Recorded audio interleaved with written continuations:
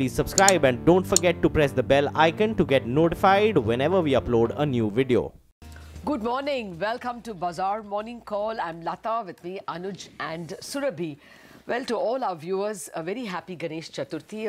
I'm sure the city is just getting decked up. I mean, we are coming to you from Mumbai, and the city is going to get decked up, perhaps crowded and even, becoming too noisy over the next 10 days. But it's going to be festivities. Well, Ganesh is Vignanashaka, supposed to remove hurdles. Much needed. Yeah, he has to remove a lot of hurdles.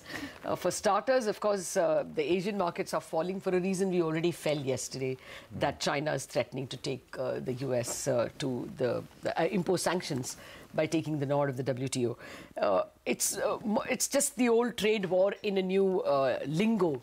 But more importantly, perhaps for us, crude has climbed a little more because the Iran sanctions date draws near, and there's another hurricane that we have to worry about. So almost, optically inching towards 80 at a time when the rupee is closer to 73 is absolutely bad combo as far as Indian macros are concerned.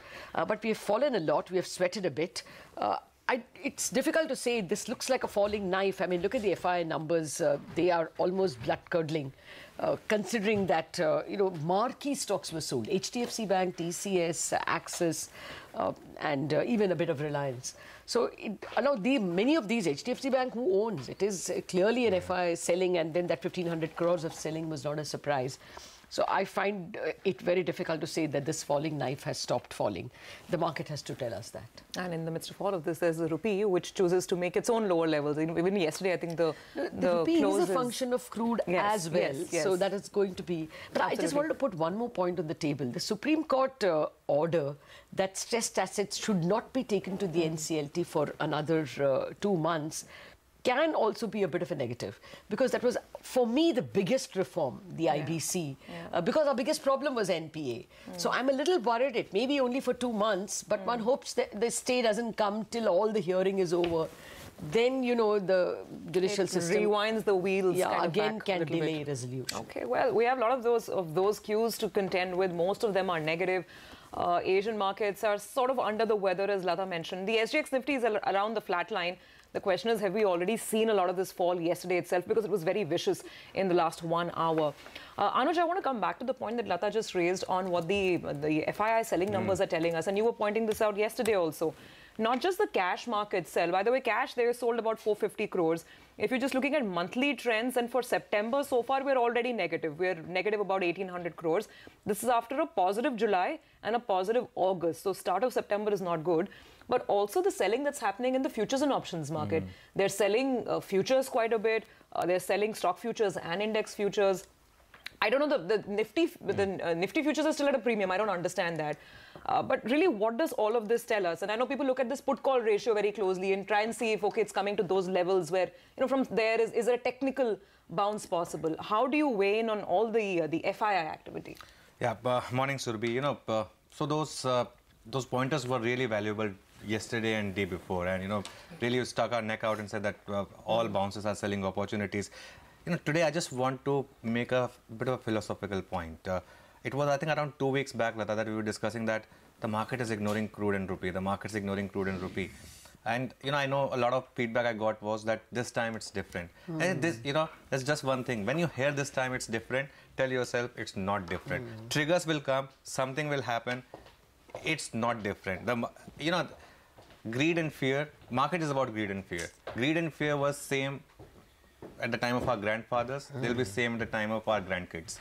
And that is why, the market ignored that. There's something significant about the Nifty hitting the put-call ratio of 2, and there's something significant about the Nifty hitting put-call ratio of 1 or less than 1. You hit the put-call ratio of 2 and the market peaked out. Reasons came later. So from 10,600, this market rallied to 11,700 in July to August. It was a 1,100 point rally. What you have seen today, the genesis of that fall was in this rally. It was just overbought like gay abandon. The Nifty has given up 1/3 of overall gains. Normally, anecdotally, corrections retrace 33 to 66% of overall gains with average of 50%. We have retraced 33% of overall gains. That's the first port of call. And that is where normally some kind of intermediate bottom comes in. After that, perhaps there's a bit of a rally, which is a weak rally, and that's where fresh shorts come in.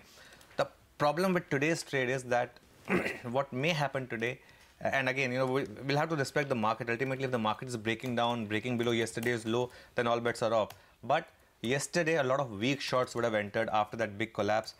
The Nifty is at 50-day moving average. Right now, the risk reward is not in your favor to take a fresh short. That would emerge at some point. But there's a weekly options expiry on the Nifty bank, so it's possible to see some pullback because of the kind of strikes that are involved there. The overall texture is, of course, still weak, and the pullbacks may not sustain. That remains the thesis. But like we discussed yesterday, this market needs something to scare the bears, both in the currency and in the market. Otherwise, like we saw yesterday, 40-50 point rally, and that's the fodder for the bears to just come in and short. What you need is, perhaps some kind of intervention which takes rupee up by, straight away rupee at open itself, or some kind of intervention or some kind of move on the market. Otherwise, it remains a weak market within the overall context of a bull market, and the fact that you had a massive rally in July to August. And be a bit careful about mid-caps, because there also you had a massive Absolutely, rally. they're quite vulnerable. Lata, just one more point on banks. The fact that now there is a stay. I remember bankers telling us when they did not get a favorable order from the Allahabad High Court initially that, in a way, it is a good thing, because once it goes into NCLT, we need to only provide about 50%. So there's no, extra provisioning. But if there is resolution outside the NCLT and if the asset is stressed, you actually need to provide more. So I don't know how that works for bank stocks. And all the whispers surrounding IL&FS, I don't know if in the current fall, bank stocks have already priced in the possibility of what that might lead to. Or do you think that that's an outlier event and that's an added fresh negative then? No, that's certainly an added fresh negative. And we don't know if when rates rise, how many others have ALM mismatches. See, we only know listed stocks. Banks lend to everybody. So that is definitely an added negative for the market. To come to the NCLT bit, the 50% provisioning was only for the first list. Only the first and the second list. 28 in the second list, 12 in the first list. For this, it is normal provisioning. But I don't know how much these rules apply, because many of these cases, the Reserve Bank is asking the banks to recognize from a previous year. For instance, Ratnagiri, the Dabhol plant, it's been sick for some time now. Many of them are old cases as well. And therefore, we cannot make a very precise calculation. My sense is, at the moment, banking stocks are not the point for me at all about the Supreme Court judgment. The Supreme Court stay is just that someone who is looking at this great Indian reform story had much to be encouraged about. GST was a great reform, and IBC was an even bigger reform, because it's fundamentally respecting the law of the contracts. So I'm not saying that it has been pushed back, irretrievably. It's just one set of 2 months. I just worry about it, and even that stay is not for IBC. That stay is for the circular. For RBI coming down hard, saying recognize now. Yeah, but I still think that the speed and the force with which it came, some people outside might get a little worried. We shouldn't allow that to happen. That was the minor point I was making. All right. On that note, let's kickstart the show and take a look at the advice that our wise experts have to give out this morning. Sanjeev Prasad of Kotak says that he is surprised by the hullabaloo around the recent sharp depreciation of the INR against the US dollar. He says the INR was overvalued for some time. He adds that past 15 years of the INR have been a mix of long periods of overvaluation and short periods of sharp corrections. He says investors may want to include possible currency depreciation in their investment matrix and not treat the Indian rupee as a tailwind during good times and a refuge during bad times. Okay, well, the thing about the rupee is, has it fallen enough? And here's one view. Ki Gao of Scotiabank says the INR has dropped markedly amid rising local government bond yields. He keeps a close eye on India's potential inflationary pressure. Despite a favourable base effect, he says the recent sharp depreciation in INR could be attributed to external uncertainty and India's twin deficits. He remains bearish on the high-yielding INR and expects USD INR to trade in a range of 72 to 74 with an upward bias in the run-up to the September FOMC meeting. I think he has put in everything over there, the twin deficits and the FOMC meeting, and now the fiscal deficit looks difficult because you're multiplying $79 with 73 rupees. So it's an ugly number. It is difficult. I mean, difficult for any political party to be able to say, no, I will not pull back. But that is the important thing. The reality. Now, obviously, I'm sure a lot of that is also weighing on the bond market's mind. We had the benchmark yield climb all the way up to 8.18 yesterday at close. Here's a view on what might happen today. Dhaval Dalal of Edelweiss says that the sentiment in the bond market continues to remain subdued amidst sharp increase in bond yields and extended weakness in the currency market. He says at current levels, bond market has priced in around 40 basis points increase in the repo rate. He adds that market participants are debating the likely policy action to stem the decline in the rupee and their likely impact on the bond market. He remains cautiously optimistic in the near term, expects the 10-year benchmark yield to trade in a band of 8.15 to 8.25, 8.25 on the upside. Okay, the global cues remain mixed for us. The emerging markets continue their weakness while US markets had a okay session. Here's Nigel with the world view. Well, that's right. Before we get to the equity markets, Brent crude prices and crude prices on the whole had spiked up overnight. One factor was that there was a drawdown in crude inventories. The second factor is that, in fact, Hurricane Florence is likely to hit the East Coast in the United States. And that's what led to a bit of a jump out there. The dollar index as well, that saw a bit of a rally, but it's cooled off. It's off its recent high of around 95.5 odd, currently holding at around 95.15. Those trade war fears continue to linger on, and that's what's giving some strength to the US dollar. The US markets, though, on the whole, we saw a bit of a rally overnight. The Dow was up more than 100 points. Apple did see a bounce back. Remember, the last 4 trading sessions, it was on a losing streak. Yesterday, in fact, Apple did bounce back, and that's what really helped, the Dow see a bit of a rally in yesterday's trading session. You had UBS as well that raised the target price of the stock. ExxonMobil as well, that did well. Crude prices spiked up, and obviously, that's good news for them. Remember, NASDAQ had started September on a weak note, but we had top gainers in yesterday's trading session, the likes of Twitter, we had Amazon as well as Facebook. All of them were gaining in trade. But Tesla continues to see selling pressure. The Nomura analyst says that it's not a very investable idea now. So that stock was down closer around 4% odd. European markets, though, ended more or less mixed, but we had positive comments coming in from the Brexit chief. He says maybe a deal is likely by November 2018 itself. In terms of losers, whoever's bidding very aggressively for SR, they're seeing some selling pressure. And overnight, we had ArcelorMittal. That was down more than 2% on the back of fears that they're being a little too aggressive for that particular asset. Emerging markets as well. The Russian index did well, but the Brazilian index did see some selling pressure. This morning, most of those Asian markets have come off the high point of the day. China has sought WTO permission to put some sanctions on the United States. Not the greatest of news, so that's why most of those markets in the red. The SGX Nifty as well comes up for you on the street. That's indicating a flattish start. Back to you all. Okay, Nigel, happy birthday to you. Quite odd tracking all the SGX and global markets on your birthday. He'll ensure it's not a flat start or a flat end to this day, right, Nigel? No, happy Nigel, birthday. Yeah, wishing you a bull rally of happiness, and the little one who's coming into your family is definitely going to usher in a lot of happiness. Thank you so much for that. Yeah, that's going to be very exciting. Thank you so much. Okay. Well, Nigel, now moving on to something more serious, and that's global markets. We've seen this incessant pressure on emerging market currencies, and the rupee has been singled out. Mark Matthews of Bank Julius Baer is joining us from our Singapore studio. Good morning, Mark. Thank you very much for joining on what is going to be a difficult morning of trade. There have been a string of difficult mornings. First, let me start with the currency. It's fallen adequately. I mean, it's a 12 to 13% year-to-date fall, and about 10% of that has come in the last 8 weeks. Now you say it's attractive enough, especially when bond yields are fetching you 8.2.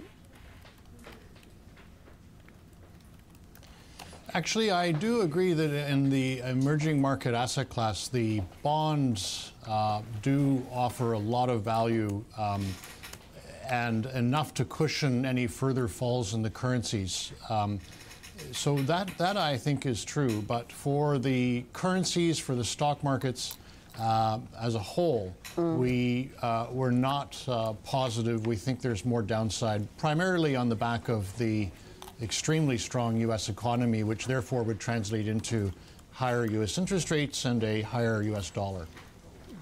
Okay, what's the call on the dollar? I mean, these last few days we have been speaking to a lot of prominent people. And yesterday, I spoke to even Kenneth Rogoff. We will play that interview in a bit. He's looking at 3.75 in a, but of course, he gave it an 18-month period. Are we looking at very strong yields very soon in the US? And what's the impact for EMs? We expect the 10-year Treasury to be at about 3.5% this time next year, and it's about 3 now, so higher than where it is now. And the Fed is in a little bit of a dilemma because if they raise interest rates, they do risk inverting the yield curve, which in the past has come before recessions, although I think a key point is it typically inverts 2 years ahead of a recession. And also they would risk exacerbating this emerging market panic. But the problem is if they don't raise interest rates, especially after all this, this string of strong numbers, like just overnight we had the strongest small business sentiment index since 1983, and there are now 1.1 job vacancies for every 1 unemployed person in the United States. So in other words, there's more jobs than people able to do them. That if they don't raise interest rates, then they risk overheating the economy. And we think that on balance between risking an emerging market crisis or their own economy overheating, they're going to try to protect their own economy, which means higher interest rates. Okay, by the way, SGX Nifty has now turned in the red, so let's see. Mark, good morning. What about Indian market? We had a huge rally in last 2 months, but the sell-off has been quite strong as well, and it's been backed by some real strong selling in some of the index leading stocks like the HDFC Bank, HDFC, Bajaj Finance. Your thoughts? Well, I'm sorry to be a bearer of bad tidings, but because I'm an India bull, but as a house, we downgraded emerging markets a couple of days ago from overweight to neutral, and that did include India. So we're now neutral on India for the first time in quite a few years. And the positive with India, of course, is this extremely strong earnings cycle. You're going to have earnings growth in excess of 20% probably this year and next year. The negatives are, as we just discussed, any country that has an external deficit will face probably pressure in their currency in the environment I just described, and also the oil price is something to look at, and the oil price would be a problem for India and exacerbate the deficit if it keeps creeping higher. Mark, I take your point, but if I try and sort of back the other way, the currency is running to the ground 13% down this year as if, you know, there's absolute gloom and doom. This is not 2013 for India. I mean, our reserves position is much, much better. The deficit number right now at least is much better. Growth numbers are looking, you know, a lot more robust at 7.5%, 8% nearabouts, the last print that we got. Suddenly it seems that the market is not looking at all of that. What is it that made you really take the downgrade call and not look at growth, not look at corporate earnings, the fact that Reserve Bank has been raising rates throughout, and despite that, we're getting these numbers? Yes, they're all good points, and the reason why we did it was not because of India per se. It's just the whole asset class is going to be under pressure in this environment where the U.S. is facing such strong growth. And the fair value for the rupee is probably around where it is now, about 73. But the RBI will not intervene. We don't think it will, because it realizes, and I think rightly so, that if you continue to get pressure on the entire emerging market asset class, you're just, you know, going up against, well, ultimately you're going up against the Federal Reserve. And you remember that famous expression, don't fight the Fed, but you're going up against a force that's too big to fight, really. So I don't expect the rupee to fall another 13%, but we certainly see that, you know, how should I put it? There's enough reasons why the emerging markets will remain vulnerable that will keep people away from them. Maybe that's the way I'd put it. Okay. And by the way, I want to be precise. We're not underweight India. We're only neutral now. Okay, point taken. But Mark, do you have a figure or a number in mind at which point emerging markets will offer value? As the currencies see, what, another 5%, you would start nibbling, especially in India where you are only neutral and not underweight? You know, I think the problem is this asset class, frankly, shouldn't exist anymore. It was created 30 years ago to give a nice name to third world countries' stock markets, but they're so different. I mean, Russia, Brazil, India, China, and then all the little ones, they all are so different that it's hard to lump them together. I think in certain situations, even Argentina, for example, that's a good example. Argentina, you know, the interest rate there is now so high, it is worth going in and buying their bonds because they've got a credible recovery program. They have a recession. They're just entering into a recession that will last at least a year. So the stock market is too early to buy. But when interest rates are as high as they are now in Argentina, then I think it's so yes. And to go back to what I said at the beginning, in the bond market in India, I would be a buyer even of rupee bonds. I think the interest rates are high enough. Okay. Anything in sectorally that you would buy at all? You said neutral India, but are there specific sectors, like for instance IT, which is a beneficiary of the rupee fall and is not hurt by high bond yields? Yeah, well, I mean, I haven't been to India for a few months, to be honest, but my friends who go there and come back tell me that the place is doing very well on the ground, and so I think you know, there isn't anything really wrong with India apart from the fact that it's running this external deficit. So I think the consumer stocks would benefit in this environment, and absolutely right, companies with export earnings like the IT companies will benefit from this environment. There's nothing wrong with the economy or the market. It's just the fear of the continued weakness in the currency that I think will keep foreigners away from it. Okay. All right. We'll wait to see. At some point in time, the fall looks attractive enough, but clearly that day has not dawned yet. And take your point that at this point, unlike Bernanke, who could oblige and say that he could hold out, I think Powell doesn't have that option at this point in time. Mark Matthew, always a pleasure having you with us. Thank you very much for joining us this morning. Well, we'll have to take a break now. We've discussed macros in detail, but now for the micros, TV18's top 10 list of stocks when you come back. Also very, very flattish. You can see just sort of around that even Steven line for the time being. Let's take a look at then the stocks that we should watch out for. Our entire team is standing by, as always, with the CNBC-TV18 top 10 list for the morning. Anuj, as always, let me start with you. What's on your radar today? Yeah, so Axis Bank, I think, is interesting if the market starts to decline once again, because you know, stocks with gains are now vulnerable to fall, like we saw with IT stocks yesterday, and most of the positive news is now baked into stocks. So that's something I'll watch out for. United Spirits, I've been talking about this stock for some time now, so it's in a bear market of its own.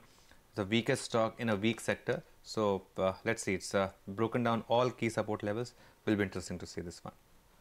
Okay. Well, I would once again go to the same set of stocks that have been at the receiving end of the rupee and the bond market, the financials. So today, with crude touching 80, I would add I would begin with the oil refiners.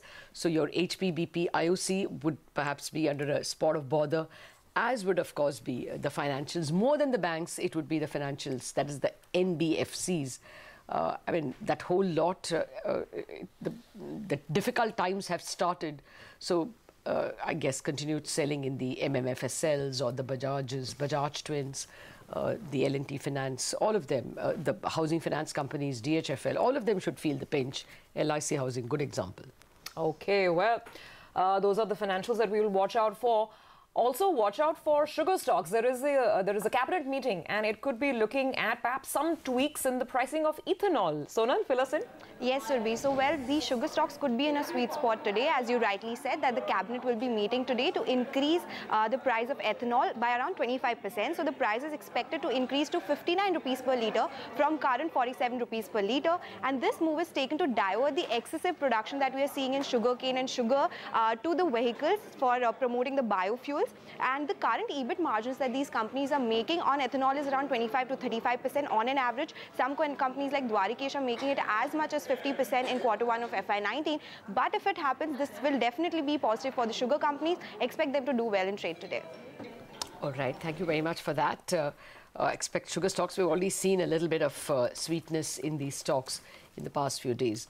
Mangalam, on to you, and why are you watching Titan? Simply because it's kept falling? One, it's kept falling, and add to that, now there are brokerage notes which are following the fall in the stock. So Credit Suisse has written on Titan today. They've cut their target from 950 to about 935 rupees. There are a couple of reasons. One, they believe the near-term growth for Titan is likely to slow down because there are lack of any wedding dates between August and December, which may squeeze their demand.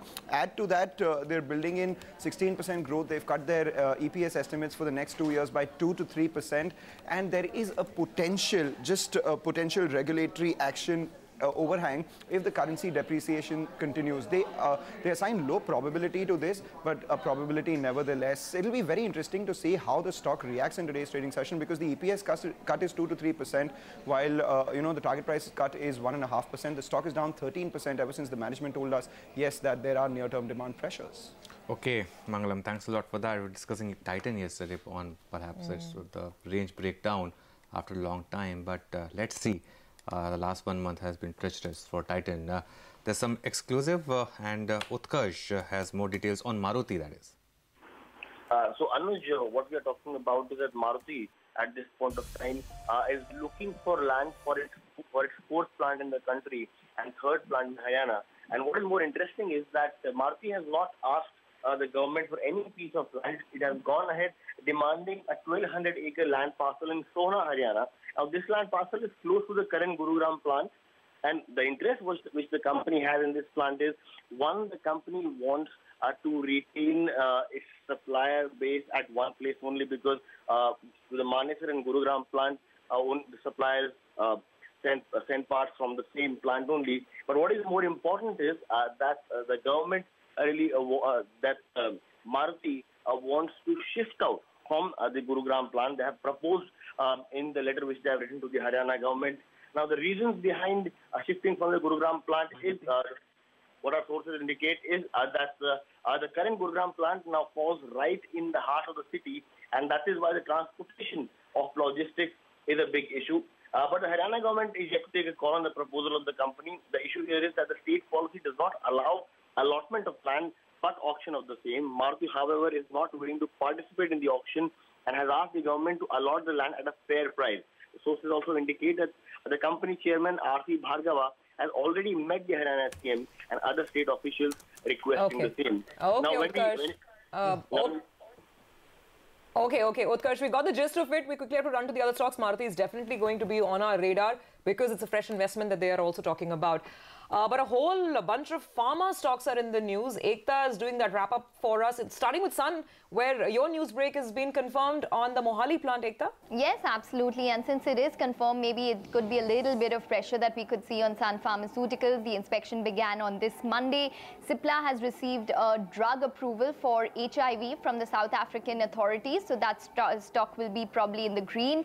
Biocon negative for Syngene because the promoter has reduced shareholder holding in Syngene by 0.5%. Ajanta, they've got a US nod for a cholesterol drug, so expect some green on that stock. Narayana Health, they've inked a pact with a Bangladeshi hospital, Imperial Hospital, to run their cardiac unit on a revenue share basis, so maybe some positive on that stock. Okay. Well, thank you very much for that, Ekta. Rima, you have some more stocks on your radar? Yes, Lata, Reddington, because the board will be meeting on the 17th of this month where they will consider a buyback of shares. Now, the stock did well yesterday. It rallied about 6.5%, but so far in 2018, it's been an underperformer with the stock down about 40% on concerns surrounding the Turkish currency depreciation, which impacts its operations there. Reliance Capital numbers are out, a weak top line, but the company has reported a profit of 271 crore, and this is on the back of lower expenses. And Alembic Limited too is on our radar because the board has approved the demerger of an identified real estate undertaking of the company. So looks like some monetization of its assets is on the card. So in the green perhaps for Alembic. Okay, all right, Rima, thank you very much for that. Well, here's a quick recap of our top 10 list this morning.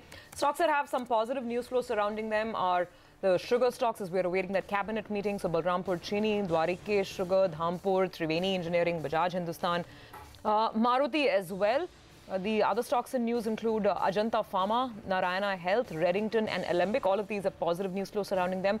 On the negative side, we have obviously the Nifty Bank, Bajaj Finance, MMM, FSL, Mahindra & Mahindra Financial Services, L&T Finance, Yes Bank, IOC, HPCL, PPCL, Axis Bank, United Spirits, Titan, Sun Pharma, Cipla, Syngene, as well as Reliance Capital on the numbers that were released yesterday. Okay, on that note, we'll take a very quick break. On the other side, the market's technical setup, we get chatting with our experts, Ashwini Gujaral, Sudarshan Sakhani, and Mitesh Thakkar.